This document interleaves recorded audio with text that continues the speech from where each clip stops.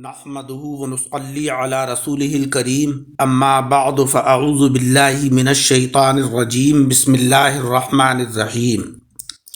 سامعین اکرام، سورہ بقرہ کی آیت نمبر 235 کے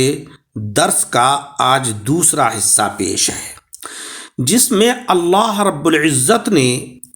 وہ عورتیں کہ جو عدت کے اندر ہوں ان کو صراحتاً نکاح کا پیغام دینا ممنوع قرار دیا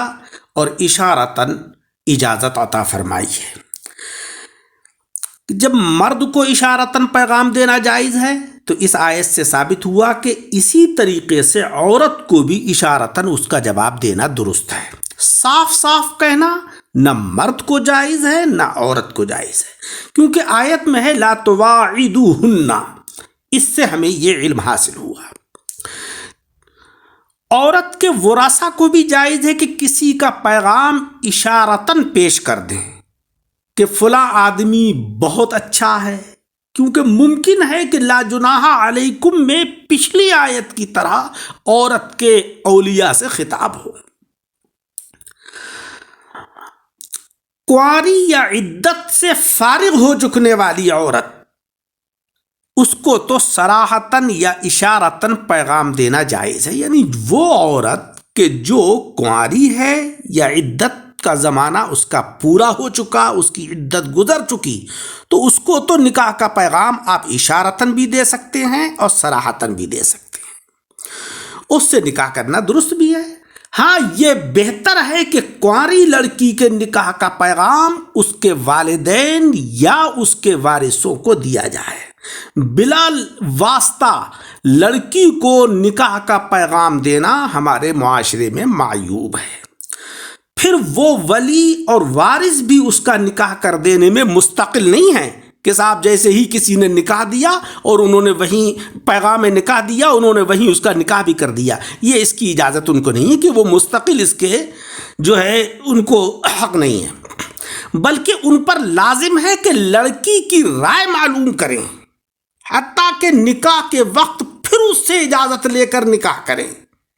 یہ گفتگو تو بالغہ لڑکی کے متعلق ہے، اور جو لڑکی نابالغہ ہے، بچی ہے، اس کے نکاح کا پیغام بھی والدین یا وارثوں کو ہی دیا جائے گا، اور وہ لوگ اس نکاح میں مستقل مختار ہوں گے، لڑکی سے اجازت لینے کی ضرورت ان کو نہیں ہوگی۔ ہاں، لڑکی بالغہ ہو کر دیگر وارثوں کا کیا ہوا نکاح اگر اس کو پسند نہیں ہے تو وہ اس کو فسخ کر سکتی ہے، مگر باپ دادا کا کیا ہوا نکاح وہ لڑکی فسخ نہیں کر سکتی ہے۔ جس عورت کو کسی نے پیغام دے دیا ہو اور اس سے رضامندی ہو چکی ہو، یعنی جواب دیا جا چکا ہو، اس لڑکی کو پیغام دینا یہ شرعاً منع ہے۔ یہی اس حدیث کا مطلب ہے جس میں آقا علیہ السلام نے فرمایا کہ مسلمان کے پیغام پر پیغام نہ دو، لیکن اگر رضامندی نہیں ہوئی ہے، جواب نہیں دیا گیا ہے، تو دوسرے شخص کا پیغام نکاح دینا بلا کراہت درست ہے۔ یہی حکم بیع کا ہے۔ جب کسی نے دکاندار سے کوئی دام طے کر لیا تو بھاؤ بڑھا کر اس چیز کو آپ نہ خریدو،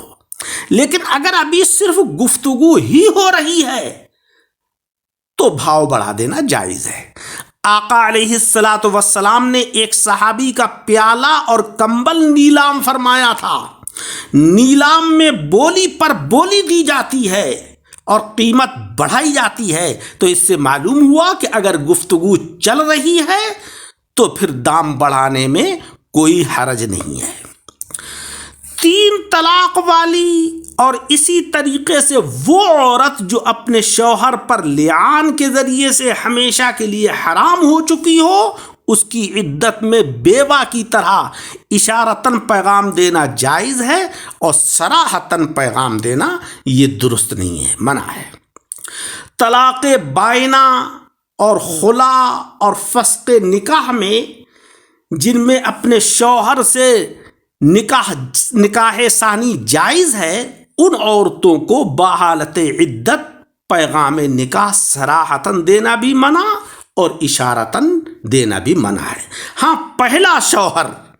ہر طرح پیغام دے سکتا ہے کیونکہ اسے عدت میں نکاح کرنا بھی جائز ہے۔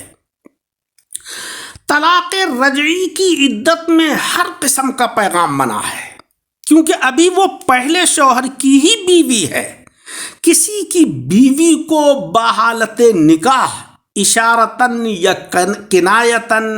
یا صراحتاً پیغام دینا یہ سخت حرام ہے۔ بھائی کسی کی بیوی ہے، آپ کون ہوتے ہیں کہ صاحب اس کو نکاح کا پیغام دے رہے ہیں؟ وہ تو نکاح کر چکی ہے، کیونکہ اس سے اس کا گھر بگڑ سکتا ہے، اور ممکن ہے کہ کوئی بے وقوف عورت اس سے راغب ہو کر اپنے شوہر سے طلاق لینے کی کوشش کرے۔ اجنبی عورت سے ضرورتاً بات چیت کرنا یا اسے ضرورتاً دیکھنا جائز ہے، کیونکہ عدت والی بیوہ کو پیغام دینے کی اشارتاً اجازت دی گئی ہے اس آیت میں، اور ظاہر ہے کہ اشارتاً پیغام نکاح کلام ہی کے ذریعے سے بات ہی کے ذریعے سے دیا جائے گا۔ تو معلوم ہوا کہ اگر کسی اجنبی عورت سے بات کرنے کی ضرورت پیش آ جائے تو ضرورتاً بات کرنا، کلام کرنا جائز ہے۔ گناہ کا ارادہ کرنا بھی اس آیت سے ثابت ہوا کہ گناہ ہے، یعنی گناہ کرنے کا کوئی ارادہ بھی انسان کو نہیں کرنا چاہیے، کیونکہ وَلَا تَعْزِمُوا عُقْدَةَ النِّکَاحِ کے بعد يَعْلَمُوا مَا فِي أَنفُسِكُمْ فرمایا گیا ہے۔ اس سے معلوم ہوا کہ جو انسان دل کے اندر کسی غلط کام کرنے کا ارادہ کرتا ہے تو اس کا یہ عمل غلط ہے۔ اس آیت سے ثابت ہوا کہ جو کوئی ارادہ گناہ کے بعد محض اللہ رب العزت سے ڈر کر گناہ سے باز آ جائے وہ ثواب کا مستحق ہے، کیونکہ مولا رب العزت نے فرمایا کہ غفور حلیم، اور اس سے ثابت ہوا کہ مولا تبارک و تعالیٰ اس کو اجر و ثواب عطا فرماتا ہے کہ اے بندے تو نے میرا خوف دل میں پیدا کیا، مجھ سے ڈر کر اس غلطی کو تو نے چھوڑ دیا، اب میں تیرے اوپر رجوع برحمت ہوں اور تیرے لیے یہ انعام ہے۔ اس آیت سے یہ مسئلہ مستنبط ہوا کہ جس سے نکاح کرنا ہو اس کو دیکھ لینا یہ سنت ہے، کیونکہ حدیث کے اندر مشکات باب النظر الی المخطوبہ میں یہی لکھا ہے، مگر چھپ کر یا بہانے سے دیکھنا چاہیے، نہ کہ کھلم کھلا ظاہری طور پر۔ جناب احمد مجتبیٰ محمد مصطفیٰ صلی اللہ علیہ وسلم فرماتے ہیں کہ میرے قلب میں، میرے دل میں اپنی بیویوں اور خوشبو اور نماز کی محبت ڈال دی گئی ہے، اور ان کی محبت میں سینکڑوں اسرار اور سینکڑوں حکمتیں پوشیدہ ہیں، کیونکہ بیویوں کی محبت جب ہوتی ہے تو معاشرہ بہتر سے بہتر ہوتا ہے، اور خوشبو سے محبت کا مطلب یہ ہے کہ جو انسان خوشبو سے محبت کرتا ہے تو وہ جس ماحول میں پہنچتا ہے سارا ماحول معطر ہو جاتا ہے، اور نماز کی محبت، چونکہ نماز اہم العبادت ہے، گویا کہ ساری عبادات مراد ہیں، جب نماز کی پابندی انسان کرتا ہے تو ساری عبادات کی طرف کو اس کا رجحان ہوتا ہے، لہذا نماز کی محبت بڑی عظیم چیز ہے۔ اسی لیے بعض اولیاء کرام دنیا سے کنارہ کش رہتے ہیں اور بعض دنیا کے اندر مشغول ہوتے ہیں، لیکن دنیا کے اندر مشغول ہو کر بھی اللہ جل شانہ وعم نوالہ کو ہر وقت یاد رکھتے ہیں۔ صوفیاء کرام فرماتے ہیں کہ علم اللہ انکم میں یا تو اللہ کا علم ازل اجمالی مراد ہے، یا وہ علم جو لوح محفوظ کے اندر ہے وہ مراد ہے، یا علم ظہور یعنی ہم ازل سے جانتے تھے، یا لوح محفوظ کی تحریر سے ہی جانتے تھے، یا ہم نے تمہاری حالت دیکھ کر علم ظہور جان لیا کہ تمہارے دلوں میں فطری طور پر